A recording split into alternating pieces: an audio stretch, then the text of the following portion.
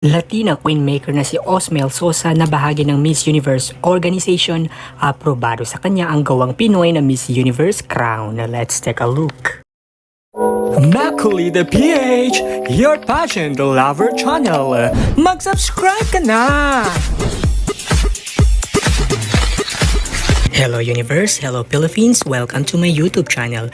Aprobado kay Osmel Sosa na bahagi ng Miss Universe Team Organization ang bagong corona na isinapubliko na ng Miss Universe Organization na gawang Pinoy na tinawag na Light of Infinity.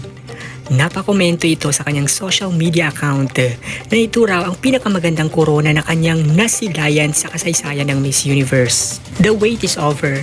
It's the most beautiful crown in the history of Miss Universe. Ito ang naging saad niya sa kanyang social media account na tuwang-tuwa nang makita niya ito. Kaharap pa niya mismo ang Mexican owner na si Raul Ronca ng Miss Universe Organization. Aprobado rin para sa mga Thailand, sa mga Thai netizens ang bagong corona ng Miss Universe na ayon sa kanila ay napakaganda at bagay na bagay ito sa kanilang kandidata na si Opal Sushata na maisuot ito. Hala, bagay ang gown.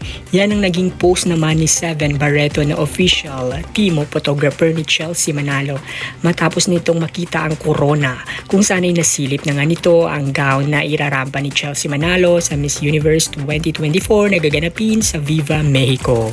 Kaya naman excited na ang mga netizens sa magiging journey at laban ng pambato ng Pilipinas na si Chelsea Manalo.